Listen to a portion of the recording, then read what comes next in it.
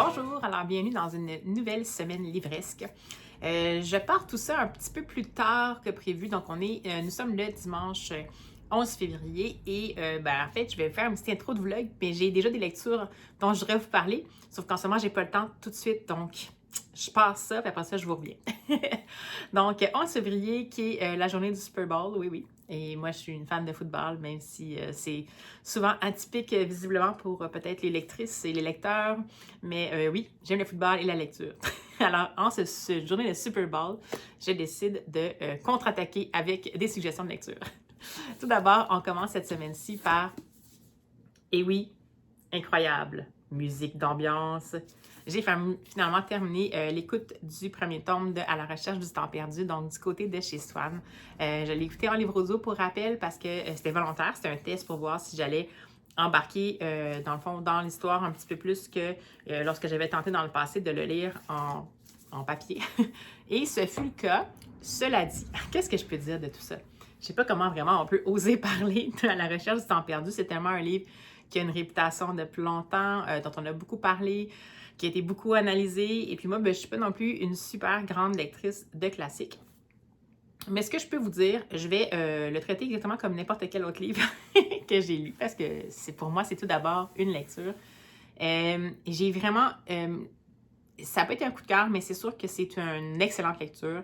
Je peux pas dire autrement que de donner une note parfaite en tout ce qui concerne la plume. Donc, pour moi, c'est une note parfaite, mais en termes d'expérience de lecture, ça n'a pas été un coup de cœur pour moi, bien entendu, pour diverses raisons, mais c'est juste que, bon, des fois, ça peut être très bien fait, mais pas nécessairement le faire pour nous autres. Donc, tout d'abord, ce que j'ai trouvé, bon, la plume de Marcel Proust, comme j'en ai parlé dans les 2 derniers vlogs, c'est une plume qui est bien entendu très...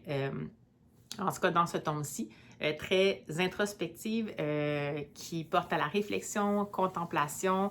Ce premier tome-là, en tout cas dans mon édition à moi, est divisé en 3 parties. Donc, du côté de chez Swan, où on suit, pour rappel, le fameux, je pense que c'est Marcel, mais j'ai oublié si c'était ça le nom du personnage, dans des réminiscences par rapport au passé. Donc, on va voir Marcel plus grand, qui, à un moment donné, dans une nuit d'insomnie, se met à soudainement se rappeler, se remémorer son enfance dans certains lieux, entre autres à Combray, quand elle est chez sa grand-mère et tout ça. Et puis là, tout est une espèce une excuse pour justement faire évoquer en fait et revenir ces souvenirs-là. Donc, on est vraiment dans l'évocation. Il n'y a pas vraiment beaucoup d'action. On apprend quand même à découvrir les gens qui ont peuplé dans le fond son enfance, les parents, les grands-parents, l'arrivée en scène du fameux Swan, qui est en fait un voisin à Combray, certaines personnes et notions de la société et de la mondanité que le jeune enfant perçoit déjà à travers, dans le fond, ses rencontres à travers le monde. Mais on est toujours au niveau vraiment descriptif, contemplatif, évocation. On est vraiment là-dedans. Ensuite, dans la deuxième partie, on passe à Un amour de Swan. Et là, cette fois-ci, on fait, je pense, un saut dans le passé, parce qu'après ça, en tout cas, de ce que je comprends, où on va en fait suivre Swan, donc Charles Swan, je pense, qui est un aristocrate qui a une grande réputation mondaine, qui est connu un peu partout, c'est l'héritier Swan. Mais c'est quelqu'un qui a toujours envie de côtoyer des gens qui ne sont pas nécessairement dans ces cercles-là, quelqu'un de très, un peu désillusionné ou enfin lassé peut-être de ces critères-là qui sont dans la société. Donc, il a tendance à plutôt côtoyer les gens qui sont plus simples. Puis, absolument, il ne mentionne pas vraiment le fait qu'il y a vraiment des contacts très mondains et tout. Et on va le retrouver alors qu'il va tomber en amour avec Odette de Crécy, qui est une jeune femme qu'il a rencontrée dans des salons, le salon entre autres de Madame Verdurin, et qui, à première vue, était plus comme, il la voyait un peu plus comme une conquête dans ses conquêtes habituelles, quelqu'un qui a un petit peu un art quelconque, puis, mais c'est lui, ça l'attirait et tout. Puis dans le fond, ça va être l'histoire de cette partie-là, vraiment de la découverte d'un amour, de l'amour en général, mais surtout l'amour exclusif, l'amour dépendant, l'amour jaloux. Et également, c'est vraiment une espèce de traité sur La jalousie puis la manipulation. Des deux côtés, je vous dirais, donc autant Swan que Odette. C'est particulier, c'est assez dérangeant, assez tendu, assez remuant. Donc aussi, alerte au traumavertissement. C'est sûr que c'est vraiment particulièrement décrit dans tous les détails. On est dans l'esprit de Swan qui est en mode... on voit vraiment le mécanisme de la jalousie, le mécanisme de la nécessité d'exclusivité, à quel moment ça bascule, à quel moment ça bascule dans le trop. Il n'y a pas de violence, mais il y a vraiment une soif de contrôle, d'exclusivité. Et on voit aussi vraiment, dans le plus du côté d'Odette, un esprit qu'on ne sait pas trop s'il est victime ou calculateur. Donc, dans cette partie-là, c'est assez spécial parce que on va être moins dans la description de lieux, de souvenirs, mais bien dans la description de l'âme humaine, dans la description de failles humaines. Puis, ça va nous faire nous questionner vraiment sur, bien entendu, que c'est pas nécessairement des personnages auxquels on va s'attacher dans cette partie-là, mais en même temps, autant on va les détester, autant on va, dans certains moments, se dire que peut-être que ça pourrait faire résonner en nous des choses dans certains contextes. Dans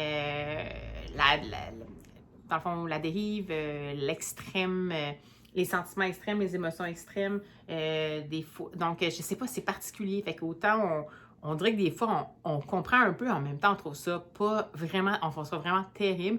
On se dit, ah mon Dieu, ça n'a pas d'allure, mais en même temps, c'est ça qu'ils connaissent comme amour. En tout cas, c'est particulier. Donc, tout ça, ça va vraiment se passer à ce moment-là. Donc, ça va être l'amour, un amour de Swan.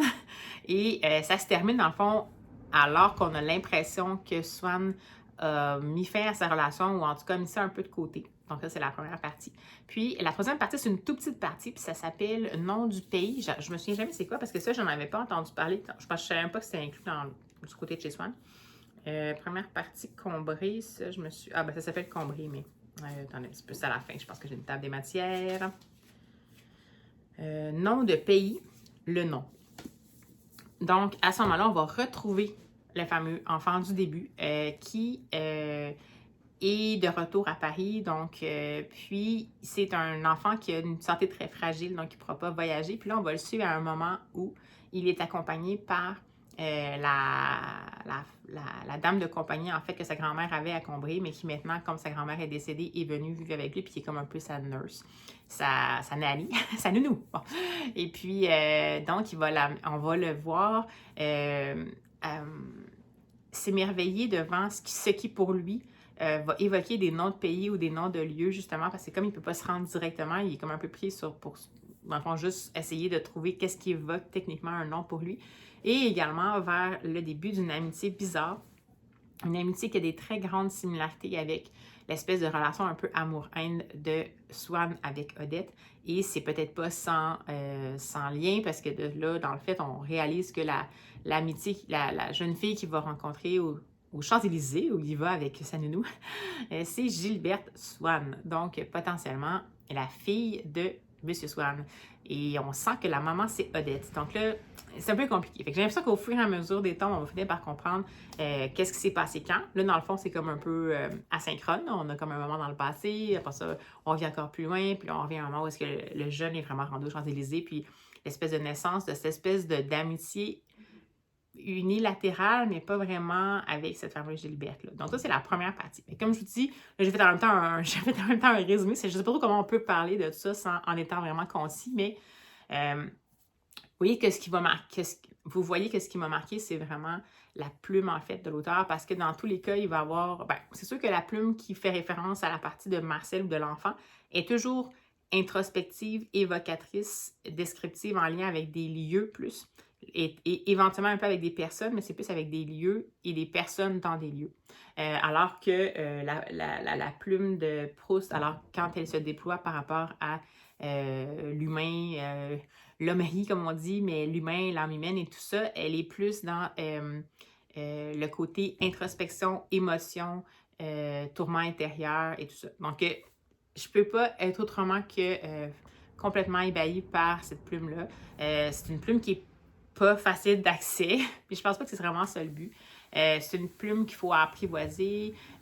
Puis c'est sûr que de l'écouter, moi, en livre audio, ça m'a permis justement d'avoir accès à cette plume-là, qui, on dirait, me garder à distance quand je le lisais en papier. C'était peut-être juste par manque de confiance de mon côté ou par, je sais pas, paresse de ne pas faire l'effort d'essayer de trouver une façon d'entrer dans tout ça, mais l'important, c'est que pour moi, ça a été comme un peu la clé, le livre audio.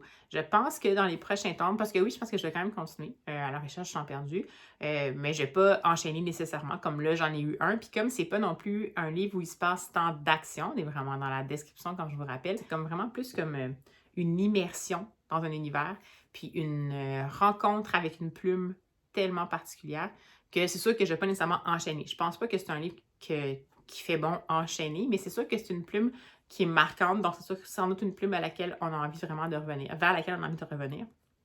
C'est une plume qui donne vraiment envie de redécouvrir pas mal la langue française, donc c'est sûr que c'est bien empoulé par moments, mais c'est tellement des mots justes, donc c'est sûr que cet amoureux de la langue française, c'est une bonne façon. Donc je vous dirais que si jamais vous avez envie d'être curieux de découvrir du côté de chez Swan, en fait, ou à la recherche, ou la plume de Proust en général, vous pouvez toujours essayer avec les petits essais qu'il fait aussi, si vous voulez, mais si jamais sa plume, tout en circonvolution, puis en détour, puis en digression, ça vous empêche d'entrer dans l'espèce de rythme de son récit, sachez que les versions audio, moi, je trouve que ça donne vraiment un bon coup de main de ce côté-là. Puis oui, c'est sûr qu'il y en a qui vont dire dans les puristes que c'est pas lire à la recherche du temps perdu. Bon, dans ce cas-ci, c'est écouter. Mais je pense qu'il faut être assez lucide aussi par rapport au fait que moi, je pense que si j'avais pas osé l'écouter en livre audio, je l'aurais jamais finalement osé. Alors que j'avais vraiment envie de découvrir cette plume-là. Donc, en fait, je me soucie peu de ce que les gens vont penser. Moi, ce que je trouve intéressant, c'est que j'ai découvert cette plume-là grâce à la porte d'entrée que j'ai trouvée. Puis, je vous la conseille si jamais vous voulez tenter le coup. Puis, est-ce que pour les prochains, comme je vous disais, je vais essayer d'y aller avec les livres papier, peut-être. Peut-être que je vais faire plus de livres audio, un peu plus de portions papier pour essayer tranquillement d'en venir peut-être à être principalement papier avec des bouts en livre audio quand je fais des déplacements, juste pour que l'avancée se poursuive. Mais bref, voilà. Donc, ça, c'est l'entrée en matière pour le fameux la fameuse lecture terminée qui vous a duré sur presque 3 vlogs, mais je suis bien contente. Je suis surtout contente d'avoir découvert la plume. Je ne suis pas nécessairement contente de l'accomplissement d'avoir lu à la recherche du temps perdu le premier tome. C'est plus que je trouve ça le fun de ne pas avoir décroché puis de m'être accrochée à cette plume-là qui était un peu plus difficile nécessairement. Un peu plus difficile, en tout cas un petit peu moins accessible d'emblée. Donc voilà, mais je vous suggère quand même, si ça vous tente, par contre, il faut vraiment que vous soyez dans un bon moment. Je pense qu'il faut être un moment où on a le temps de prendre le temps, où on a envie de prendre le temps de découvrir une plume, parce que c'est pas une plume qu'on peut vraiment bousculer. Donc, si vous n'avez pas le temps, vous êtes dans un mood où est-ce que vous avez envie que les actions déboulent, que les péripéties se multiplient, c'est sûr que c'est pas nécessairement la plume pour ça, mais si un jour vous devenez dans ce mood-là, sachez que ça peut être une belle option. Bon, ben j'arrête de vous faire une entrée en matière de 15 minutes, mais ça sera donc l'ouverture de ce fameux vlog livresque. Alors, ben écoutez, pour poursuivre la tradition, on se dit, allez, on lance tout ça. Vraiment surprenante, elle va dire écoute, viens, on se barre, on fait un road trip dans le nord de la France, on part une semaine toutes les deux et advienne que pourra, et viva la vida. Hey, bonjour. Alors, je reprends finalement, j'ai réussi à me dégager un petit moment pour pouvoir vous parler de la lecture que j'ai comme enchaînée étrangement avec Marcel Proust, qui était un peu un drôle de projet, mais bon, j'ai décidé de me lancer.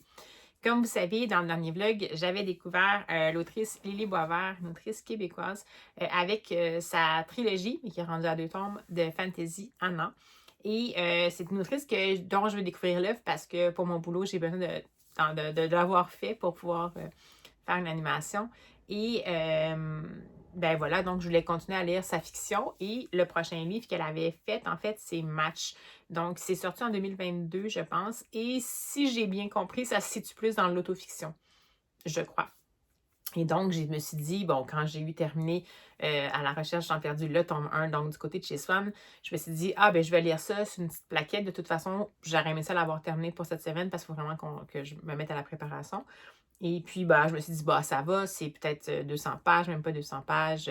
Ça serait peut-être une petite lecture ou un février tapal, mais cette année, je le fais pas. Je fais référence à 2 défis littéraires là, qui sont en cours en ce moment, si jamais vous voulez les joindre, là, de Le Souffle des mots et Alex Bouquet d'Entre-Dames. Si jamais vous voulez, je vous mettrai peut-être les liens quand même dans la barre d'infos. Mais dans le fond, en gros, je m'étais dit, bah, je vais lire, ça va être assez rapide. Je savais que c'était un roman qui abordait un sujet très délicat, c'est-à-dire la violence conjugale, mais plus particulièrement la violence psychologique, donc au niveau du harcèlement psychologique, mais dans la violence conjugale. Donc, c'est sûr que j'avais quand même des appréhensions. C'est un sujet, personne, je pense, aime avoir à prendre connaissance de ça, mais c'est un sujet qui me remue beaucoup. Pas par expérience personnelle du tout, mais parce que je sais pas, on dirait que ce genre, tout ce qui est harcèlement psychologique et manipulation et tout ça, puis qui mène à la violence, ça met toujours tout à l'envers. Mais bon, il fallait que je le lise, donc allons-y, je me suis lancée. Et je l'ai lu d'un coup. En fait, je l'ai lu en numérique parce que je n'avais pas accès à la copie papier. Mais je n'ai pas écouté, là, je l'ai lu, donc en version numérique, dans le fond, d'un trait. Je l'ai terminé. J'ai lu à peu près à partir de la première moitié. À partir de la moitié du livre, j'ai continué ma lecture en apnée. Je l'ai continué parce que fallait que je la termine, parce que je voulais voir un peu comment ça se terminait. Mais moi, ça atteint la limite en ce qui me concerne, de ma limite à moi pour ça. Donc, je vais vous en parler un peu. Je vais ouvrir la 4e de couverture. Et puis après, je veux quand même que vous sachiez que si jamais vous avez, pour vous, c'est quelque chose qui est vraiment touchant, c'est un traumavertissement, peut-être que ce serait mieux de sauter ce petit bout-là. Juste pour pas nécessairement vous repartir tout ça. Et puis, je vais quand même vous mettre, dans le fond, pendant que je fais ce petit segment-là, je vais quand même vous mettre en bas ici peut-être 1 ou 2 ressources d'aide québécoises. Si jamais vous voulez, vous avez besoin d'aide, vous voulez, je sais pas du tout quel est mon public, mais si jamais tout ça ici, ça fait en sorte que vous sentez que vous avez besoin de parler, mais peut-être juste pas hésiter à contacter ces numéros-là, parce qu'évidemment, ça peut quand même être quelque chose qui va être remuant. Alors, je pars le segment pour ceux qui veulent le sauter, ça serait maintenant. Donc, on reprend Match de Lily Boisvert et la 4e de couverture est en fait un extrait qui est dans le livre, qui se situe à peu près dans le premier tiers, je vous dirais. Donc, je vais vous lire ça, si je peux juste avoir accès à... Oui, parfait. Donc, je pars la 4e. J'ai goût de t'acheter quelque chose. Je peux t'acheter quelque chose? Il sautillait littéralement, me devançant sur le trottoir comme pour évacuer un trop plein d'énergie. De quoi tu parles? Tu voudrais quoi, Émilie? Je veux rien. Un café? Un nouveau manteau? Il revenait vers moi pour me prendre par les épaules, puis se remettait à faire des bonds en énumérant toutes les choses qu'il pourrait m'acheter. Il jubilait. Moi, je me sentais... C'était quoi donc ce sentiment? C'était flou, comme l'embryon d'une émotion. Peut-être l'humiliation. Donc, 4e des gens partants qui donnent le ton. Et dans le fond, ce qu'on va suivre là-dedans, c'est une jeune femme qui est une journaliste chroniqueuse qui s'appelle Émilie et qui s'est lancée dans une entreprise, un projet en fait qui a eu une portée très médiatisée et qui était foncièrement féministe et ça a fait en sorte dans le fond que ça a eu un impact un peu sur sa vie aussi. Elle a eu des histoires d'amour, mais là depuis qu'il y a eu comme ça, elle s'est comme un peu refermée sur elle-même. Puis là, elle décide, dans le fond, au début de ce roman-là, de se relancer un peu dans la... Pas dans la game, là, mais elle se relance. Et elle va se mettre sur des sites de rencontres. Bon, en fait, plus... Bon, c'est pas nommé, mais c'est un peu quelque chose comme Tinder. Donc, un site où est-ce qu'on peut avoir des profils puis décider si c'est un match pour nous autres ou pas. Et elle va rencontrer 3 hommes et tout ça, dont Ludwig qui... Ludwig, peut-être que j'ai peur, peut-être que je peux... Il me semble que c'est ça. J'espère que c'est ça. Je vais vérifier tout de suite parce que sinon, je vais passer mon temps à me tromper tout le long. Donc, un jeune homme qui, après ma barre, est un passionné, quelqu'un qui travaille dans les mathématiques et tout ça, puis qui, dès le départ, lui donne une espèce... Bon, c'est pas mentionné, mais il me semble que c'est ça, Ludwig. Dès le départ, va lui donner une espèce de sentiment de... comme d'étrangeté. Donc, c'est un bon garçon et tout. En même temps, il y a comme des réactions un peu atypiques, comme des réactions qui sortent un peu de nulle part. Mais bon, au fur et à mesure, tranquillement, elle va finir par s'attacher, puis toujours un peu en... Je sais pas en amour-haine, mais comme toujours un peu malgré elle, c'est comme pas clair. Et puis, tout va bien aller. Par contre, c'est quelqu'un qui veut pas avoir à être... bon, il mentionne qu'il veut pas avoir à être exclusif, puis il veut pas nécessairement avoir une relation continue. Donc, bon, elle va jongler un peu avec cette idée-là, puis en même temps être un peu dans le mode exploration. Donc, elle va se dire, bon, écoute, à un moment donné, il va falloir que je m'engage et tout, parce qu'évidemment, au début, elle voyait quand même d'autres mondes en même temps et tout. Puis finalement, elle va décider de se commettre. Et puis là, ça va être un des grands premiers revers qu'il va avoir, c'est-à-dire que Ludwig va dire, elle va dire, bon, ben finalement, je vois pas d'autres mondes et tout. Puis là, il va commencer à dire, comme, ben là, comment ça, toi, tu voyais d'autres mondes? Puis là, moi, dans le fond, j'avais dit que, tu disais que tu voulais être exclusif, fait que je suis devenue exclusif. Puis là, on commence déjà à sentir qu'il joue un peu dans sa tête. Mais tu sais, ça reste comme ça. Fait que tout au long du roman, je vous ferai pas toute parce que c'est tellement spécial, mais en tout cas, parce que ça se décrit mal, mais tout au long du roman, ça va être la descente, dans le fond, aux enfers de ce personnage-là, qui est en relation in and out, en relation clairement malsaine avec ce fameux Ludwig-là, qui a des grands moments de générosité, mais qui commence après un certain temps, quand il voit quelqu'un assez attaché, à vraiment faire du chantage émotif, à tomber dans le dénigrement, alors que c'est quelqu'un qui a pas, dans le fond, Emily, c'est pas un personnage qui semble mal dans sa peau, là, c'est quelqu'un qui s'accepte là, pas. Puis, dans le fond, il va commencer à atteindre vraiment, tu sais, son apparence physique, son intelligence et tout ça, puis il va commencer à la dénigrer. Puis à chaque fois, on dirait que même si elle est consciente que c'est pas correct, elle va se rebeller, mais il va faire des grosses crises, puis là, finalement, elle va toujours comme revenir. Mais donc, tout au long, évidemment, vous comprenez qu'on va voir le mécanisme qui s'installe quand, évidemment, la violence conjugale sous différentes formes, dans ce cas-ci, qui se manifeste de côté harcèlement psychologique et violence verbale. Et ce qui est particulier, c'est que c'est un personnage dans ce roman-là. Bon, en fait, c'est de l'autofiction, fait que je sais pas, mais j'imagine que peut-être l'autrice, c'est quelque chose qu'elle a aussi vécu, ou en tout cas de près. C'est une femme déterminée, une femme indépendante, une femme qui s'ouvre les horizons et qui, d'emblée, dans nos préjugés de société, serait peut-être pas la personne la plus propice, selon nous, à avoir ce genre d'avoir ce genre de rencontre-là, puis de tomber dans une espèce de spirale dont tu n'es pas vraiment capable de sortir au niveau de la violence conjugale et du contrôle et tout ça. Mais c'est ça qui va se passer. Donc, tout au long, on la voit sombrer, on lit ses mécanismes dans son cerveau. C'est son monologue intérieur, on le lit, on voit qu'est-ce que Ludwig va dire, puis comme lecteur, on réagit, on se dit, ça se peut pas que quelqu'un réagisse pas à ça. Mais en même temps, on est conscient, ce mécanisme-là de manipulation, de relations toxiques et tout ça, c'est quelque chose qui est très au niveau de la psychologie. Puis c'est sûr que c'est justement ça le problème, c'est que même si de l'extérieur ça a l'air intense, la personne qui rentre dans cette spirale-là après ça, elle a comme la façon dont ça marche, c'est que la personne qui est violente et tout ça va comme tellement détruire son estime d'elle, puis tellement l'isoler qu'à un moment donné, elle a comme plus de recul, puis elle se sent plus capable de prendre du recul, puis en fait, elle a l'impression que c'est elle le problème et tout. Donc, c'est particulier, c'est vraiment, vraiment troublant. Vraiment. Quand je dis que je l'ai lu en apnée, c'est que on déteste le personnage de Ludwig. On se sent impuissante devant le fait que l'autre personnage, Émilie, est pris là-dedans, qu'elle ne se sent pas capable d'en parler à ses amis. On a envie d'y crier qu'on est là, que ça a besoin de parler, mais en même temps, on comprend que le personnage, au point où il est rendu, même si quelqu'un venait lui dire t'as-tu pensé que c'est pas nécessairement normal, est tellement pris là-dedans que pour elle, ça serait comme une attaque contre son chum, puis elle serait pas capable nécessairement de réaliser que c'est en effet malsain. Donc, c'est tellement remuant, c'est majeur, bon, c'est absolument pas mon genre de roman, je vous dis, je l'ai lu parce que j'avais un dessin, entre guillemets, professionnel. Je pense pas que je serais capable de relire un roman comme ça, mais c'était extrêmement bien écrit. C'est un style complètement différent de ce que j'ai lu dans Anna, bien entendu, parce que Anna, ce qu'elle a fait, c'est du fantasy. Et on était vraiment dans une écriture, une plume travaillée quand même, une plume français international un peu et tout. Là, dans celui-là, on est vraiment dans une plume parlée, une plume orale, une plume moderne, donc spontanée,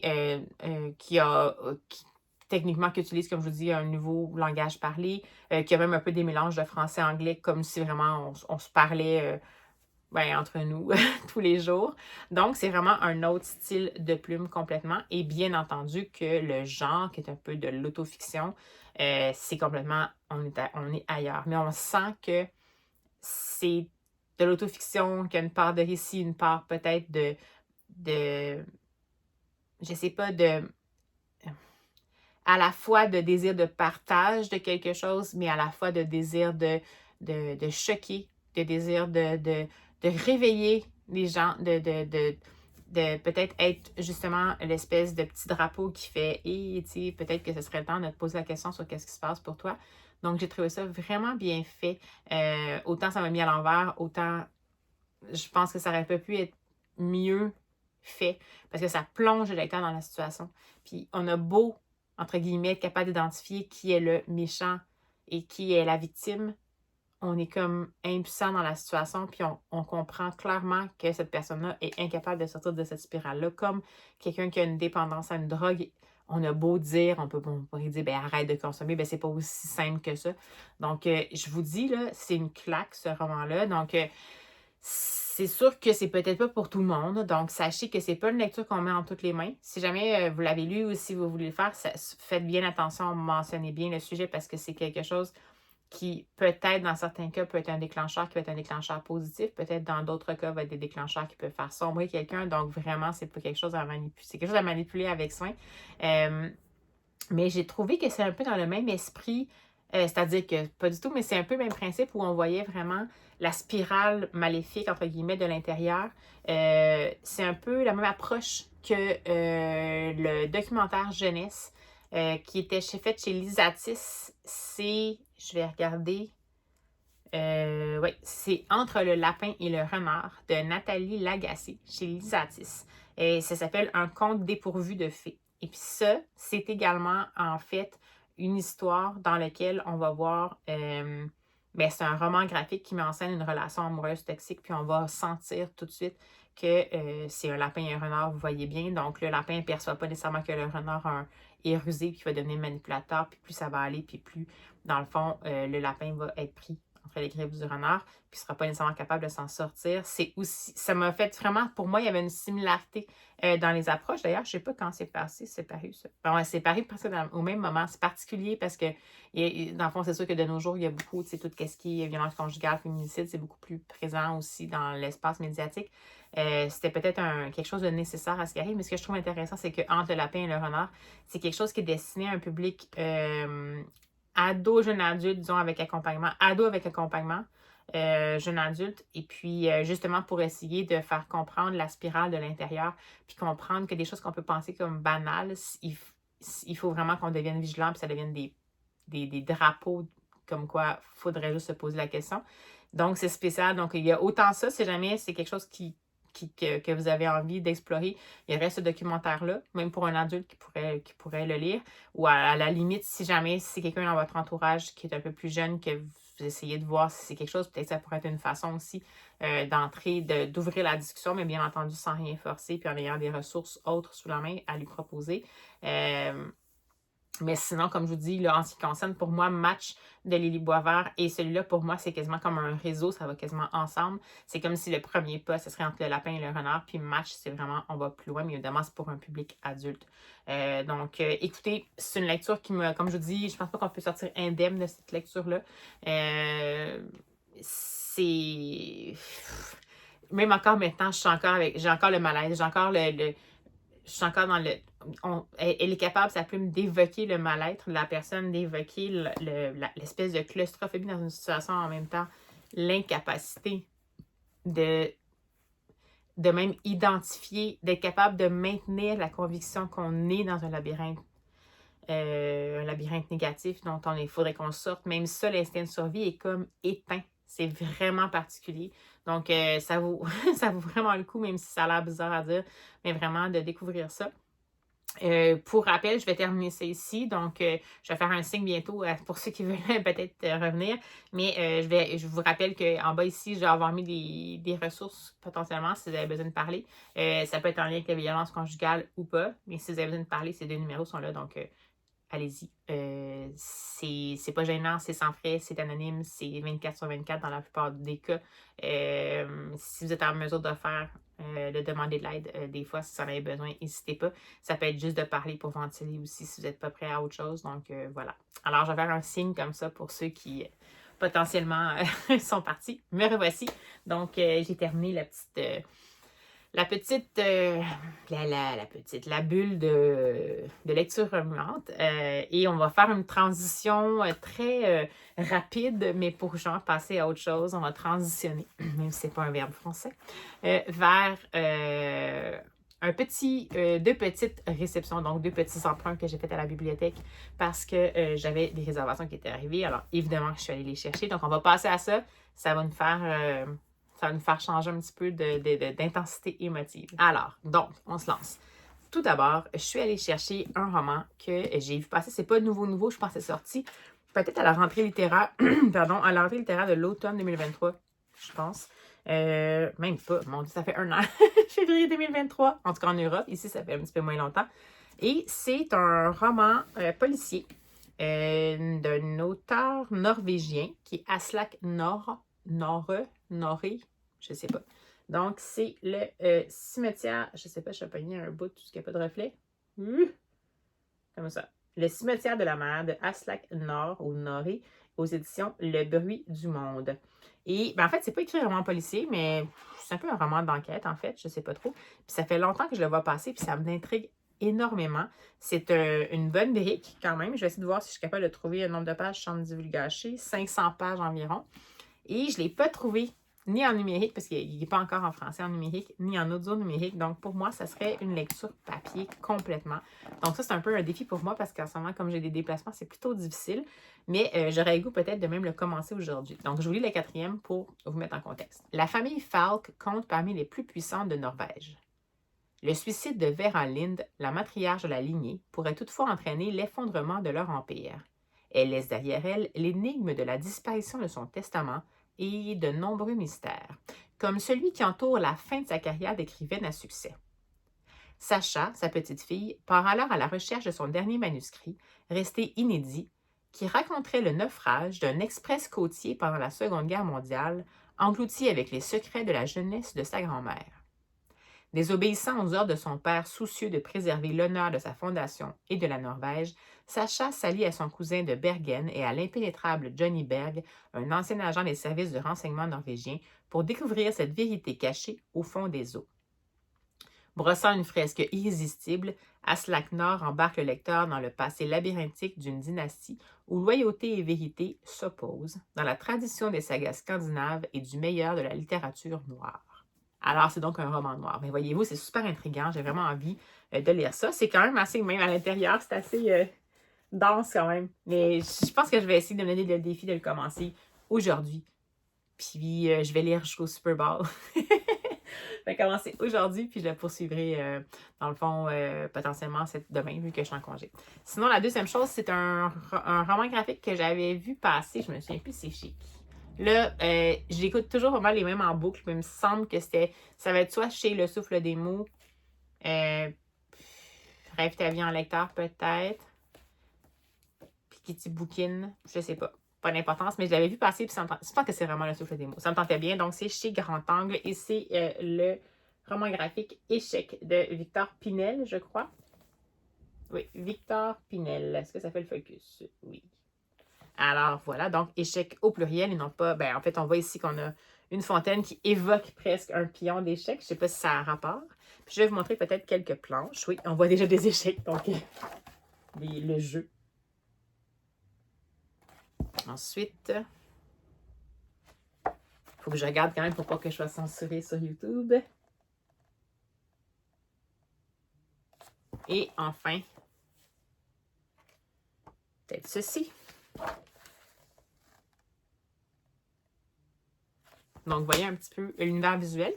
Ça me va comme univers visuel. C'est pas exactement dans mes tales, mais ça me va.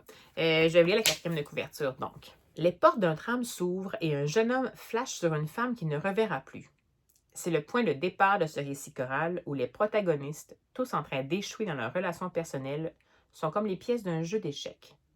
Les pions se demandent si ce n'est pas le moment de sacrifier une pièce pour continuer à avancer. Les fous se croisent sans vraiment se trouver. Le cavalier, libre, capable de sauter au-dessus des autres pièces, mais vulnérable, car aussi insaisissable qu'il soit, un cavalier peut être pris par un simple pion.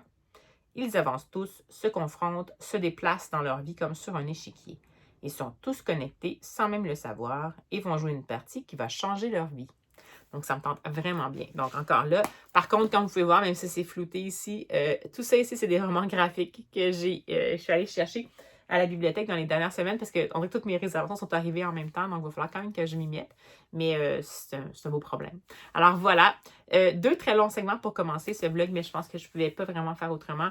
On ne peut pas vraiment parler de Proust sans prendre le temps de le faire. Et je pense que le match de Lily Boisvert, c'est un livre qu'il faut qu'on aborde justement et en lui consacrant le temps qu'il faut pour ne pas bousculer les choses. Donc voilà. Alors écoutez, je vous reprends dès que je peux au courant de la semaine de toute façon. Allez, à tout de suite. Bonsoir! Alors, je vous reprends très rapidement parce que je m'en vais souper, mais je suis un peu entre deux. Parce que j'ai reçu quelque chose, parce que oui, j'ai encore sévi. J'ai reçu un colis! Donc voilà, je vais ouvrir ça avec vous. Sinon, j'ai d'autres choses à vous parler, des lectures, mais je pense que je n'aurai pas le temps maintenant. Donc, allons-y pour le colis. Attention aux oreilles. C'est parti!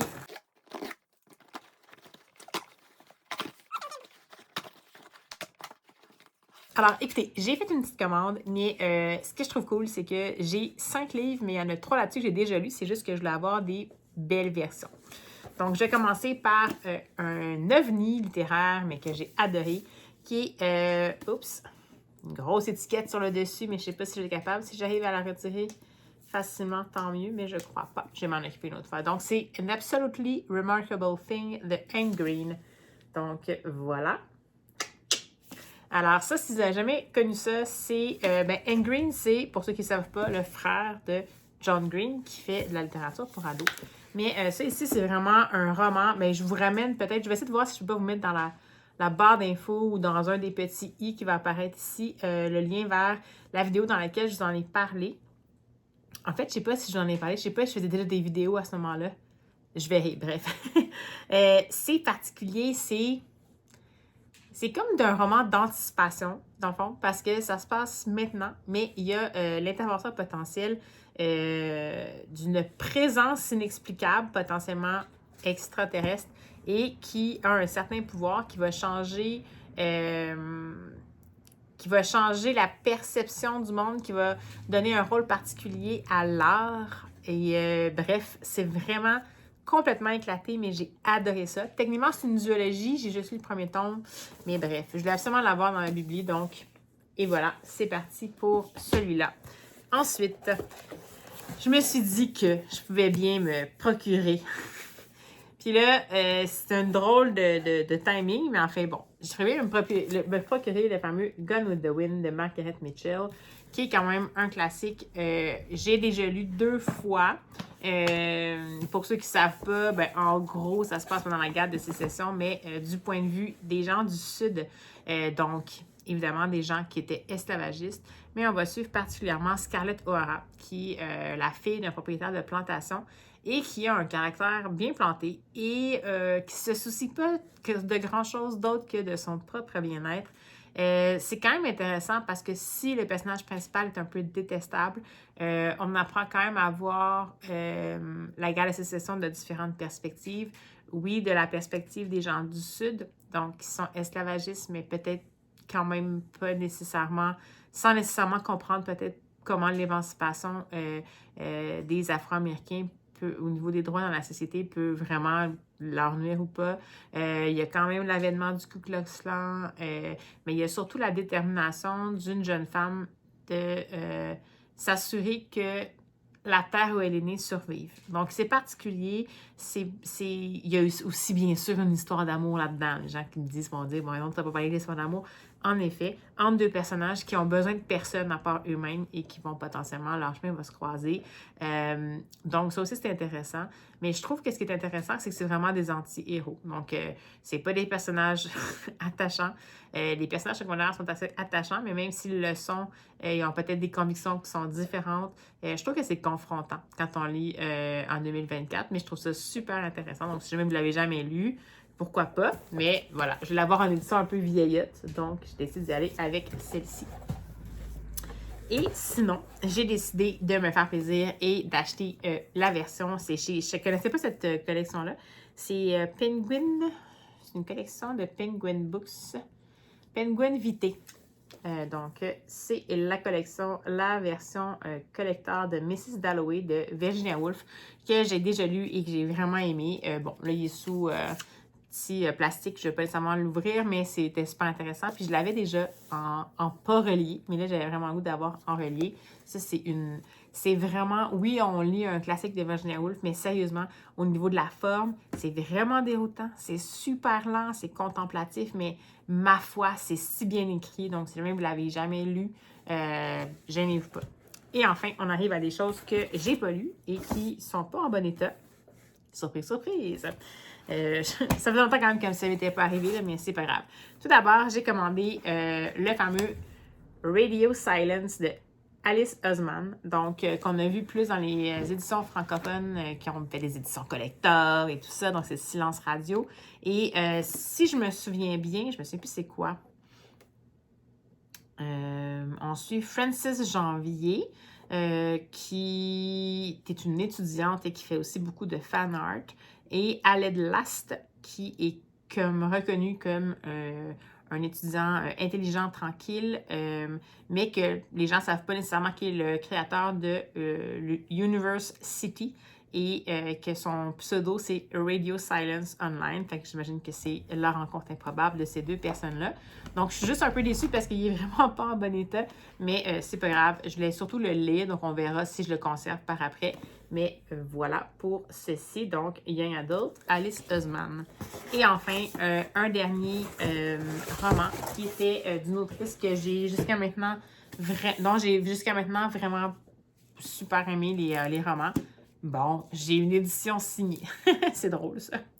Alors, c'est de Elisabeth Acevedo, pour laquelle j'avais lu Clap When You Land. Sont plus près. Poète X. En français, c'est signé Poète X. Mais bref. Et puis là, c'est Family Lore de Elisabeth Acevedo. Et si je me souviens bien, c'était quoi? On va suivre Flore qui a un don. Elle peut prédire la journée quand quelqu'un va décéder. Dans le fond, et puis là, qu'est-ce qu'on va faire? Elle va finir par convoquer des gens à une veille de vie, et non pas une veille funèbre. Dans le fond, pour célébrer sa longue vie. Mais tout le monde est un peu surpris parce qu'il se demande si elle fait ça parce qu'elle a, dans le fond, vu arriver sa propre mort ou la mort de quelqu'un d'autre. Donc, c'est toujours super intéressant, Elisabeth Acevedo. Dans ce cas-ci, par contre, on n'est pas dans un roman en vers libre comme ces autres. Donc, j'étais habituée avec des romans en vers libre. Là, c'est la première fois que je vais la lire en roman non vers libre. Et puis, ça m'intrigue vraiment. Donc, Family Lore, ici, d'Elisabeth Acevedo. Donc, ce seront ces deux-là ici que j'ai jamais lus et que je vais tenter de découvrir éventuellement. Alors, voilà pour le petit book haul rapidou. C'est vraiment, là, cette fois-ci, c'est parce que j'avais vu qu'il y avait des éditions qui étaient plus... des éditions reliées. Puis c'est ça que je vous disais, c'est ce que je vais sans doute commencer à faire, c'est d'acheter des livres quand je les ai lus, je les aime, puis je veux les garder. Là, c'est des exceptions, les deux autres, mais je pense pas que je me trompe vraiment avec Alice Oseman et Elisabeth Acevedo. Donc, voilà pour le petit coucou. Je ne sais pas si je vais pouvoir faire mon intervention au complet. Je vais quand même tenter le coup. Écoutez, j'ai lu d'une traite, en retenant mon souffle, le très remuant et Viva la vida de Sophie Jomain, que j'ai décidé de lire sur les conseils enthousiastes, et ma foi, c'était très mérité, entre autres, Piketty Bookin. Sophie Jomain, la seule chose que j'avais lu de elle, c'était son fameux roman De l'Avent. Donc, on était plus dans une romance de l'Avent. Et elle fait, ce que j'avais compris, plus des romans un peu feel-good, mais qui abordent quand même souvent des sujets assez importants. Et dans celui-ci, ça ne fait pas exception. C'est-à-dire que je ne sais pas comment je pourrais qualifier ça. C'est pas exactement un roman feel-good parce que ça aborde vraiment beaucoup de thématiques très importantes, dont, entre autres, l'acceptation de soi, l'acceptation de son corps, la grossophobie, le suicide, l'amitié au féminin, le désir de maternité ou non, plein de sujets. Donc, ça peut avoir l'air léger comme ça de l'extérieur. Puis, c'est quand même un roman qui est inspirant, qui feel good, qui, oui, est un petit peu quand même, souffle quand même un peu peut-être des voix à tenter dans certains cas, mais c'est surtout quelque chose qui m'a tellement marqué. On va suivre particulièrement deux personnages, donc Marnie, qui est une femme qui est pas bien dans son corps, constate qu'elle a un problème de poids, et puis elle s'est toujours sentie comme pas à sa place, elle s'aime pas et tout. Elle est en couple, elle va bien, Son copain l'adore et tout, mais elle s'aime pas. Et elle va finir par la force des choses, sa psy va finir par lui conseiller d'aller dans un groupe qui s'appelle Ronde solidaire. Et c'est un groupe dans lequel les gens qui sont en surpoids apprennent en fait à, échangent et essaient de justement tranquillement apprivoiser tout ça, essayer de voir comment ils peuvent s'accepter et tout. Et elle va rencontrer là par hasard Fran, qui est une femme qui va donner une conférence et avec qui ça va cliquer. Et une grande complicité va rapidement se développer entre elles deux. Et Fran, qui est un peu comme une coach d'acceptation de soi, va proposer de façon tout à fait inattendue et improbable un road trip, en fait, à Marnie. Un road trip dans lequel elle va la mettre au défi de essayer de confronter chacune des choses qu'elle a l'impression qu'elle n'a pas le droit de faire parce qu'elle est ronde, puis qu'elle a l'impression que la société l'empêche de faire ça ou qu'elle-même s'empêche de faire ça. Donc, on va partir là-dessus. Puis c'est tellement... J'ai trouvé ça... C'est peut-être... Je sais pas comment l'expliquer. C'est pas la plume du siècle, dans le sens où c'est une plume qui est très authentique, très simple, très direct. C'est pas en circonvolution, ça essaie pas de se donner un genre, mais ce qui est super important, c'est particulièrement le sujet, la façon dont c'est abordé, les deux personnages principaux qui sont extraordinaires. Ça montre surtout que il y a seulement nous autres qui peuvent se donner la capacité de trouver les moyens de s'accepter comme on est, même si ça fait un peu cliché, et aussi que sous le plus grand des sourires, des fois, va se cacher la plus grande des détresses. Donc, sincèrement, c'est quelque chose, c'est une lecture qui m'a complètement remuée. C'est pas quelque chose que je lis habituellement, mais ça a fait résonner en moi plusieurs choses. Puis je pense que quand on fasse partie des gens qui sont ronds ou pas, le côté de l'acceptation de soi, c'est quelque chose qui concerne tout le monde. Donc, définitivement, c'est une lecture à oser. Donc, sincèrement, je vous suggère de prendre la chance puis de vous y plonger. C'est complètement... Ça peut pas laisser personne indifférent.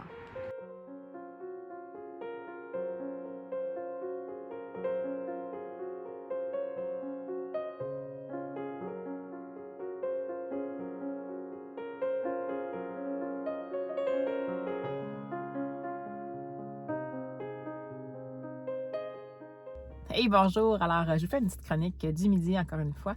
Un peu rapidos parce que c'est l'hiver et juste pour vous, j'ai décidé de braver le froid et d'arrêter le chauffage pour que le son soit un peu plus agréable pour vous à écouter. Donc, voilà, me revoici pour vous parler de ma lecture en cours qui est très entamée. J'ai juste comme un petit peu été en mode muet dans les dernières journées, mais en fait, j'ai décidé de lire un livre que ça faisait longtemps que j'avais vu passer, que j'avais comme un petit peu identifié comme une lecture potentielle. Et c'est La fille de l'air de, je vais dire le nom, mais je suis désolée à l'avance si je ne le prononce pas comme il faut, et de Randi Fugelhug. C'est une autrice ou un auteur. J'ai réalisé que je ne sais même pas si c'est une autrice ou un auteur. C'est norvégien comme écriture. Et puis, ben voilà, donc je me suis lancée dans cette enquête-là parce que c'est considéré comme, dans le fond, un roman policier scandinave. Alors, écoutez, on y retrouve Agnès, qui est une journaliste qui habitait avant dans un village près des fjords en Norvège qui s'appelle Voss. Qui a habité pendant longtemps à Oslo et qui est revenu récemment dans son village natal et qui va se retrouver emmêlée à une enquête policière parce que lors de la première journée, la journée d'ouverture du festival des sports dangereux, des sports extrêmes, quelque chose comme ça, parce que c'est une traduction, fait que je ne sais pas comment ça a été dit au départ initialement en norvégien. Donc, lorsqu'il y a eu l'ouverture, il y a une parachutiste qui est en train de faire une figure avec des collègues parachutistes et elle a chuté au sol et son parachute ne s'est jamais ouvert. En fait, il s'est ouvert, mais il n'était pas attaché à elle. Donc, malheureusement, elle s'est écrasée sur le sol et elle est bien entendu décédée sur le coup. Au départ, dans le fond, Agnès a été comme là quand ça s'est passé, comme du reste une bonne partie du village. Ça crée un peu un traumatisme collectif, d'autant plus que c'est une jeune maman de deux jumeaux d'1 an et demi et tout ça. Et c'était une fille du coin aussi, donc les gens la connaissaient et tout. Au départ, ça s'enligne vers potentiellement une thèse de mort accidentelle, mais bien rapidement, puis là, je vous divulgage pas grand-chose parce qu'on l'apprend quand même assez rapidement. Les preuves qui sont récoltées puis qui sont analysées, ça donne l'impression que finalement, c'est plutôt un meurtre. Donc, il y a vraiment eu sabotage du parachute, ce qui fait que, dans le fond, il n'y avait aucune chance que cette jeune parachutiste-là s'en sorte. Agnès, qui a comme meilleur ami, tiens, un des policiers de la brigade dans le village, donc Victor, eh bien, elle va finir par mener l'enquête parce que, bon, non seulement elle est journaliste, elle essaie d'avoir une histoire, elle vient d'Oslo, elle a travaillé beaucoup à Oslo, puis elle se ramasse dans un petit journal local, puis elle essaie un peu comme encore de faire ses marques, elle n'est pas sûre qu'elle est à la bonne place et tout, donc c'est sûr que on va lui donner cette enquête-là dès le départ, mais elle est comme un peu en compétition avec d'autres gens et tout, puis elle veut surtout savoir qu'est-ce qui s'est passé, mais c'est surtout que ça l'a traumatisée, et en plus, elle connaissait cette fille-là parce que c'est une fille avec qui elle était allée à l'école. Donc, on va la suivre tout au long de l'histoire dans son enquête. Évidemment, je ne donnerai pas d'autres détails, mais c'est sûr que plus ça va, plus, comme dans la plupart du temps dans les romans policiers scandinaves, plus on va apprendre à en connaître, en savoir plus sur les fameuses collègues parachutistes qui étaient en fait des amis d'école. C'est quoi les liens qui les unissent? Est-ce qu'il y a des secrets enfouis potentiellement dans le passé de ces gens-là? Est-ce que ça peut avoir un lien avec l'accident ou non? Pour le moment, on est beaucoup comme lecteur, pas barouetté, ça se dit pas. On est beaucoup on y fait beaucoup croire qu'on est sur la bonne piste. Je ne sais pas si la piste sur laquelle je suis, c'est la bonne, parce qu'on dirait qu'à chaque fois qu'on pense que c'est la bonne, on est capable de lire entre les lignes qu'on dirait qu'on nous dirige vers autre chose ou qu'on nous fait dire que ça se peut pas que ce soit ça. Bref, évidemment, plus ça va, plus les secrets commencent tranquillement à se révéler et c'est quand même assez troublant. Donc, jusqu'à maintenant, ça me plaît bien. Ça réinvente pas la roue du polar scandinave. Cela dit, c'est rafraîchissant d'avoir une héroïne qui est une femme, en fait, qui est une journaliste. J'aime bien ça quand c'est des journalistes qui mènent l'enquête, puis que c'est dans le fond, un policier masculin. Donc, ça me rappelle un petit peu peut-être, parce que sans que ce soit une copie, mais un peu la dynamique de Camilla Lackberg, donc avec, j'oublie les noms, Patrick et Erika. Erika Falks, je pense, et Patrick quelque chose, Enstrom. Je vais vous les écrire. Donc, Erika qui est je crois, écrivaine ou journaliste, je me souviens plus, et Patrick qui était dans la police. Donc, c'est un peu cette dynamique-là sur laquelle, dans le fond, on s'enligne dans le roman. Donc, jusqu'à maintenant, ma lecture me plaît bien. Jusqu'à maintenant, je la lis uniquement en audio, puis je la dégomme, en fait. Donc, ça se lit tout seul. C'est pas nécessairement une écriture avec un style bien prononcé. C'est une écriture efficace, une écriture qui est prenante dans le sens où ça va laisser toute la place à l'intrigue puis au personnage, ce qui fait que le lecteur est comme happé par l'intrigue, mais c'est pas nécessairement une écriture qui se distingue par un style particulier. Donc, ben voilà. Donc, je poursuis ma petite lecture, puis ben, je vais vous en dire plus, bien évidemment, quand je vais l'avoir terminée. On verra bien si j'ai trouvé potentiellement quels sont, qui sont les ou quelle est la personne impliquée dans tout ça. Puis on a quand même aussi un petit développement de la vie personnelle de l'héroïne parce que c'est une jeune femme qui est avec son conjoint depuis un moment. Il y a des questions de vouloir avoir des enfants, mais ça ne fonctionne pas. Puis il y a beaucoup de questionnements et tout. Donc on sent que ça aussi, ça va peut-être déboucher au fur et à mesure du roman. Donc ben voilà, c'est tout ce que je voulais vous dire. Mais c'est ma lecture en cours, puis je vous en reparle quand je peux.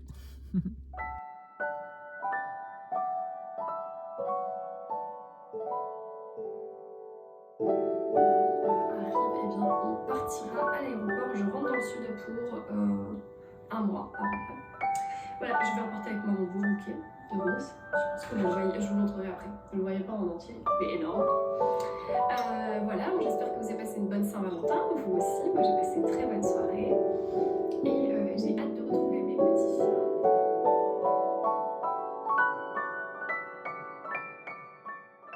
Bonjour, alors me revoici en ce vendredi matin pour vous faire un petit compte-rendu de mes lectures terminées. Et en fait, hier, j'ai eu un petit blitz d'album jeunesse. Donc, en plus, ça va vous faire une petite parenthèse, en fait, une petite conclusion jeunesse à ce vlog-ci.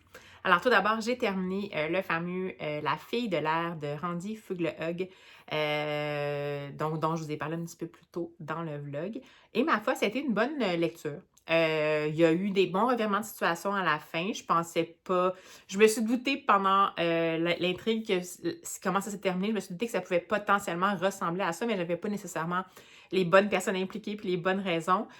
Donc, ça va. Ça m'a bien plu. je sais pas si je vais en lire d'autres, si jamais il en sort d'autres. Ça m'a pas marqué. Je reste encore sur l'idée, comme je vous ai dit quand je vous en ai parlé, que ça réinvente pas vraiment le genre du polar norvégien. C'est pas nécessairement obligé, mais disons que c'est comme si c'était une lecture dans laquelle j'ai été bien, ça s'est lu rapidement. Ben bien, ça reste quand même confrontant. Il y a des choses, il y a des sujets pas évidents qui sont abordés d'ailleurs, quelques traumavertissements. L'accent n'est pas mis, il n'y a pas de détails sur ça, mais c'est évoqué, donc en lien avec, entre autres, la violence faite aux femmes. Mais c'est pas nécessairement trop là ça que ça tourne. On est vraiment plus dans le retour aux sources ou la quête de sens, la quête d'identité de la personnage principale et ainsi que comment tout ça va évoluer pendant qu'elle fait une enquête concernant le fameux meurtre. Et je vous dirais que pour la fin, j'ai le twist final, ça m'a satisfait. L'avant-twist final, je sais pas. Peut-être que ça laissait aussi des portes ouvertes pour d'autres tombes, je ne sais pas trop, là. Donc, bref, bonne lecture, mais pas excellente lecture, ni coup de cœur non plus. Si ça vous dit de découvrir, c'est pas du tout... c'est tout à fait accessible, la plume est vraiment fluide, puis c'est pas... Ben, je veux dire, ça reste quand même une enquête, puis ça évoque beaucoup de trucs secrets, donc par défaut, ça aborde souvent des sujets qui sont tabous, mais on n'est vraiment pas dans le voyeurisme, il n'y a pas des gros détails, donc c'est peut-être un polar scandinave pas trop sombre, en fait, pour ceux qui veulent se lancer. Sinon, j'ai eu l'opportunité pendant ma pause dîner de découvrir des albums jeunesse en rafale. Alors, je vais vous en parler assez rapidement. Je vais commencer en fait par ordre de préférence. Donc, je vais commencer par ceux qui ont été des bonnes lectures, mais pas nécessairement des grandes lectures. Puis ensuite, je vais terminer avec mes comme coups de cœur un peu de la journée. Alors, tout d'abord, j'ai lu Le plus grand secret du monde d'Alia Cardin. C'est illustré par Violette Imagine, c'est son nom d'artiste. Et c'est chez Actes Sud Jeunesse. Donc, Alia Cardin qui est connue plus pour des romans adultes qui sont habituellement je dirais pas des récits de vie, mais un peu, peut-être croissance perso, un peu, mais plus des témoignages en fait, mais sous forme de fiction, mais ça aborde souvent ça avec l'angle du témoignage. Et cette fois-ci, elle s'est lancée dans l'album jeunesse. C'est la seconde fois puisqu'elle a été connue pour Mademoiselle Papillon, Madame Papillon, je me souviens plus. Dans Le plus grand secret du monde, dans le fond, on va raconter la légende du fait qu'un jour, dans un village quelque part, il y a fort longtemps, une espèce de boîte est apparue et les gens ne savaient pas trop ce que c'était jusqu'à ce que les enfants, à la longue, finissent. Une enfant ose en fait ouvrir le tiroir et la boîte a demandé à ce qu'elle lui confie un secret. Donc, on va comprendre que c'était en fait une boîte à secret et ça renforçait en fait lorsque l'enfant avait dit son secret, ça renforçait avec soit des gourmandises, des choses comme ça pour que l'enfant se sente vraiment comme en confiance. Et dans le fond, la légende dit que pourquoi maintenant on n'en a plus, c'est qu'au départ, ils étaient faits en chocolat et qu'on évoque le fait que qui mange du chocolat le soir, c'est souvent les parents et les adultes. Et donc, on a un petit peu fait l'espèce de transport vers finalement, les boîtes à secrets sont dans les adultes. Si vous avez des adultes en qui vous pouvez faire confiance, vous pouvez aussi les utiliser comme boîte à secrets. Là, je vais essayer de vous dire un peu l'histoire parce que, bon, l'histoire pour moi, ça a été un peu moyen. Par contre, j'ai vraiment adoré les illustrations. Vraiment, si c'est juste pour au moins se promener dans les illustrations, pour les tout petits peut-être, pour essayer d'aborder doucement avec eux le fait que s'ils ont un adulte de confiance, ils peuvent se confier à eux. C'est une bonne façon. Mais pour le public un peu plus vieux, là, disons, je dirais que c'est vraiment maximum du 3-5 ans, à mon avis. Étrangement, par contre, c'est un peu long, donc je ne sais même pas si l'attention serait là. Mais tu sais, les 3-5 ans bien concentrés, ça peut marcher, ça peut être une bonne porte d'entrée. Mais pour moi, le message était un petit peu trop plaqué fort à mon goût, mais j'ai vraiment adoré les illustrations. Ensuite, j'y suis allée avec une autrice illustratrice que j'avais déjà vue dans une autre puce dont je ne me souviens pas, mais c'est Taltal Lévy, donc c'est La magie de l'avocat de Taltal Lévy. C'est publié chez La Poule qui pond. Et dans celui-là, on est encore un peu justement dans un livre qui véhicule un message pas très subtilement. C'est un livre à structure un peu répétitive, plus cyclique, disons, pour qu'on comprenne que c'est vraiment un cycle. Donc, c'est une petite fille qui fête son anniversaire et sont dans le jardin, en dessous d'un avocatier et tout. Puis, ben, elle était un peu triste parce que c'est son anniversaire, mais elle a comme pas grandi. Elle, dans sa tête, quand elle allait avoir sa fête, elle allait comme être grande. Mais là, elle n'a pas grandi. Donc, son père lui dit, c'est normal, tu sais, t'es comme un peu comme un noyau d'avocat, t'as plein de magie à l'intérieur, mais il faut que tu sois patiente puis tu prennes le temps de laisser ça aller. Donc, tout au long de l'album, dans le fond, on va voir la comparaison avec l'avocat. Elle va recevoir un manuel d'avocat en cadeau. Ça va éventuellement, elle va se décourager puis être encouragée d'être patiente et ça va devenir un bébé avocatier qui va devenir un grand avocatier qui va la suivre tout au long de sa vie et éventuellement, elle aura un petit garçon qui va être fêté sur l'avocatier et qui va aussi être impatient de grandir et le bon message va se transmettre de génération en génération. Donc, dans ce cas-ci, si on peut prendre la comparaison avec Le plus grand secret du monde que j'ai lu et La magie de l'avocat. Dans les deux cas, c'est un album avec un message ostensiblement à transmettre. Par contre, j'ai trouvé ça plus habile dans La magie de l'avocat, dans le sens où je pense que oui, comme adulte, on le saisit, mais je pense que pour un enfant, même jusqu'à 6 ans, ça pourrait être quelque chose qui n'est pas nécessairement distingué. On va plutôt s'accrocher justement à la personnage principale et à la péripétie de l'avocat, ce qui fait qu'on va seulement intégrer le message sans nécessairement qu'on soit en train de nous le rentrer dans la tête à coups de messages, de paroles dégoulinantes, de signification. Alors, celui-ci, je crois que c'est, entre les deux, j'ai préféré La magie de l'avocat. Et puis, les illustrations de Tal Lévy, toujours, je ne sais pas si c'est du pastel gras, mais c'est toujours comme c'est texturé, feutré, chaleureux. J'ai trouvé ça super évocateur, donc vraiment, ça m'a bien plu. Donc, pourquoi pas? Quand même, bonne lecture. Ensuite, on change complètement de style avec un album d'André Bouchard qui est assez prolifique dans les albums jeunesse humoristiques. Et cette fois-ci, on fait affaire avec Martin l'aventurier en pyjama. Alors, André Bouchard qui va cette fois-ci nous proposer l'histoire de Martin, qui est en pyjama, qui est à la maison, qui visiblement a l'air d'habiter avec des grands frères ados et qui décide de vivre une aventure, en fait, qui vit une aventure à la maison. Et bien évidemment, nous, on va le voir tel quel, donc c'est encore un album avec des inférences. Donc, la narration est faite par Martin, qui nous raconte ses aventures avec des serpents, de la lave, des affaires comme ça. Et nous, bien évidemment, ce qu'on voit, c'est le jeune garçon qui est là, puis qui est en train de sauter du divan à la table du salon, qui s'invente plein de trucs et tout ça.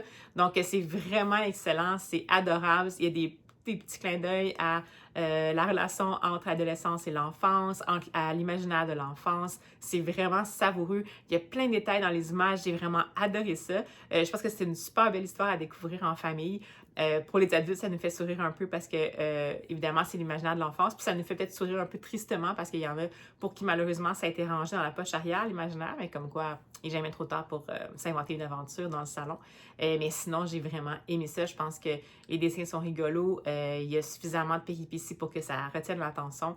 Puis ça, vraiment, ça a été un petit délice. C'est cocasse, c'est plein d'action, c'est plein de surprises. Donc, vraiment, une belle petite découverte. Et vous pouvez aussi vous essayer avec les autres albums d'André Bouchard. Il y en a vraiment des très, très, très rigolos.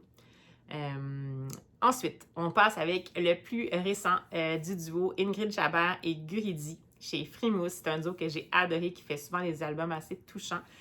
Donc, cette fois-ci, c'est La machine à lire de Bouquinville. Évidemment, la lire, Bouquinville, déjà en partant.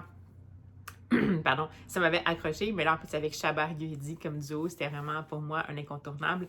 Et écoutez, on est dans une ville qui s'appelle Bouquinville, où il y a énormément de livres, mais où les gens se sont habitués à avoir une machine à lire qui est à la bibliothèque. Donc, la bibliothèque est pleine de livres, mais quand on va à la bibliothèque, les gens ne lisent pas par eux-mêmes, en fait. Ils mettent le livre dans une machine et s'en vont de l'autre côté, puis ils se font raconter l'histoire dans l'oreille. Donc, ça me fait un peu rire parce que moi, qui est en ce moment une adepte des livres audio, et ça joue un peu avec le préjugé de est-ce qu'un livre audio est vraiment un livre. Ça commence comme ça. Il y a des super belles compositions d'images avec des perspectives. On voit la machine, les parties de la machine. Alors voilà qu'un jour, malheureusement, la machine a un malaise et en fait, elle se brise et elle est irréparable. Mais là, en fait, le village, Bouquinville, c'est pas un village, sont un peu mal pris parce qu'ils se sont habitués à se faire lire des histoires, mais en fait, il n'y a plus personne qui sait lire des histoires. Parce que dans le fond, tout le monde, même les enfants, ont toujours eu la machine à lire à la bibliothèque. Donc, il va falloir qu'elle aille voir la Simone, qui est une doyenne et qui, elle, sait lire, qui lit elle-même ses livres. Ils vont la supplier, ils vont essayer de lui demander qu'elle fasse, puis elle est comme, ben non, mais arrangez-vous, apprenez à lire, puis tout ça, puis ils sont vraiment désemparés. Et bien entendu, à la fin, ils vont finir par aller la voir pour qu'elle leur montre à lire par eux-mêmes les bouquins, et ça va se conclure en, évidemment, la population qui maintenant s'élève par elle-même, mais qui n'a pas non plus renier la part et l'héritage de la machine à lire parce qu'elle va devenir des coins lecture et tout ça. Donc, j'ai trouvé ça super intéressant. Bon, c'est peut-être un peu, en ce qui me concerne, c'était j'ai trouvé ça mignon, le clin d'œil avec au fait qu'un livre audio, dans le fond, une version audio d'un livre, ça fait en sorte que si jamais on n'a plus la personne pour nous lire, on est un peu désemparé et qu'il faut apprendre à lire. Mais en même temps, pour un enfant, c'est pas faux dans le sens que moi, je l'ai plus vu comme... au départ, je me suis dit, ben là, tu sais, c'est un peu comme dire, c'est pas correct d'écouter des histoires. J'aimais moins cette notion-là. Mais après ça, je me suis dit qu'en fait, ça a peut-être été proposé plus en se disant que afin d'être paré à toute éventualité, si jamais ta machine à lire, là, c'était une vraie machine à lire, mais admettons que tu as quelqu'un qui lit des histoires, si jamais cette personne n'est pas là, en fait, si tu apprends à lire, tu peux les lire par toi-même. Donc, tu es comme un as dans ta manche, tu as comme un outil dans ta poche. Tu as une corde à ton arc de plus. Donc, finalement, je pense que c'est plus pour ça, comme ça qu'il l'avait pensé. Mais en tant qu'adulte, au début, j'étais comme, mais c'est quoi ce message-là? On dirait que je sais pas, c'est comme un peu, ça dénigrait un peu la lecture à voix haute. Puis moi, qui, même pas pour les livres audio, mais pour les enfants, qui est un peu comme une espèce d'irréductible de la lecture à voix haute, j'étais comme, ah, ben là, c'est plate, mais en même temps, je comprends en fait qu'est-ce qu'on voulait faire. L'univers visuel de Guéridi est toujours excellent cette fois-ci. On est vraiment dans, justement, un univers qui est épuré. Oui, quand même, avec des formes épurées, puis on a des personnages qui sont là, qu'on va suivre, dans lesquels qu'on va voir évoluer en raison de la composition de l'image, puis du fait que c'est épuré. C'est fou comment quelque chose aussi épuré peut être aussi évocateur. Moi, j'ai vraiment entendu la machine lire, j'ai entendu la machine se briser, j'ai entendu Simone qui était fâchée parce que les gens, ça fait longtemps qu'elle leur dit qu'ils devraient apprendre à lire, mais qu'ils le font pas et tout. Donc, j'ai vraiment beaucoup aimé ça. Je pense que c'est un excellent duo, ces deux-là, quand ils travaillent ensemble, Ingrid Chabert et Guéridi. Ça fait toujours quelque chose de... je sais pas, il y a toujours un petit plus, il y a comme justement le petit oomph qui fait qu'on aime une histoire ou pas, et ça se passe absolument toujours quand ces deux-là travaillent ensemble. Donc, très belle découverte pour la machine à lire de Bouquinville. Donc, pas un coup de cœur, mais une excellente lecture. Et enfin, mon coup de cœur, mais en fait, j'ai réalisé que je l'avais déjà lu en anglais. Parce que je vais quand même vous en parler pour ceux qui l'auraient pas nécessairement vu passer. J'ai réalisé par après, en entrant dans mon application de lecture, que je l'avais déjà lu en anglais. Ça me disait que je l'avais lu 2 fois, puis j'étais comme, ben non, mais finalement, oui. Alors voilà, donc c'est le 3e opus d'une série vraiment comique de livres interactifs par David Sundin, je sais pas. C'est chez Robert Laffont. Et c'est la série du livre qui ne voulait pas être lu. Il y a plusieurs gradations. Et là, on est rendu au 3e niveau de livre récalcitrant. Et c'est le livre qui ne voulait vraiment, mais alors vraiment pas être lu. Donc, on est là-dedans. Et comme pour les 3 autres opus, ce qu'on va avoir, c'est un livre tout simplement qui refuse d'être lu. Donc, à travers les pages, va jouer des mauvais coups au lecteur, va se mettre à faire disparaître les lettres, va se mettre à mettre une phrase à l'endroit, une phrase tête bêche. C'est tellement excellent. C'est un livre, évidemment, à lire à voix haute, qui est excellent aussi parce qu'on va pouvoir jouer avec les enfants, leur demander qu'est-ce qui va se passer. C'est tellement parfait. Je l'adore. J'ai ri tout haut pendant tout le long que je le lisais. Pour moi, cette série-là, si vous ne la connaissez pas, c'est absolument quelque chose à avoir chez soi, les 3, en fait. Puis c'est pas nécessairement obligé de les lire les 3 dans l'ordre, mais en fait, sachez qu'il y a une gradation. Donc au début, le livre ne veut pas être lu. Après, il ne veut vraiment pas être lu. Puis là, il veut vraiment, mais vraiment pas être lu. Donc, ça vaut la peine d'avoir ça comme livre interactif. Puis là, quand je parle d'interactif, c'est pas parce qu'il y a des volets ou parce qu'il y a un pop-up ou quelque chose comme ça. C'est vraiment que la manière dont la narration est faite, il faut montrer qu'est-ce qui est écrit aux enfants. Il faut faire les voix, il faut leur faire comprendre qu'est-ce qui se passe, que le livre est en train d'interagir avec eux. Donc, c'est tellement parfait. Puis c'est super sobre parce qu'en fait, c'est juste du texte et des illustrations en une seule couleur sur fond beige. Et pourtant, ça marche. Donc, vraiment, ça, moi, c'est mon petit coup de cœur, mais sans surprise parce que visiblement, je l'avais déjà lu. Mais c'est mon petit coup de cœur de la semaine. Puis je vous invite vraiment à aller découvrir la série au complet. Donc, franchement, boudez pas votre plaisir. Alors voilà pour cette belle boucle jeunesse qui vient clore le vlog. Alors j'espère que cette semaine-ci avec moi, ça vous a plu. J'espère que vous avez pu peut-être noter des lectures. Cette semaine, ça a été pas mal sous le thème des livres muants. En fait, la clôture d'un grand classique, une grande première pour moi, mais surtout des livres muants qui se sont enchaînés. Puis ensuite, une belle brassée de jeunesse. Donc j'espère que vous avez pu prendre quelques livres en note. N'hésitez pas à échanger avec moi en commentaire. Vous m'indiquez si vous avez déjà lu des livres dont j'ai parlé. C'est quand même relativement, je ne sais pas si c'est toutes des nouveautés. Et Viva la Vida d'ailleurs, j'ai jamais eu accès en livre audio, mais sinon il n'est pas encore disponible ici au Québec, mais ça ne saurait tarder. Donc n'hésitez pas à me dire s'il y en a que vous avez lu, s'il y en a que ça vous fait envie, même si est-ce que c'est dans votre genre de lecture habituelle ou pas. Puis ben moi écoutez, ça va me faire plaisir d'échanger avec vous en commentaire. Puis d'ici à ce qu'on se revoit, bien entendu que je vous souhaite des superbes lectures, des lectures qui remuent, des lectures qui font rire. Puis ben nous on se dit à la prochaine!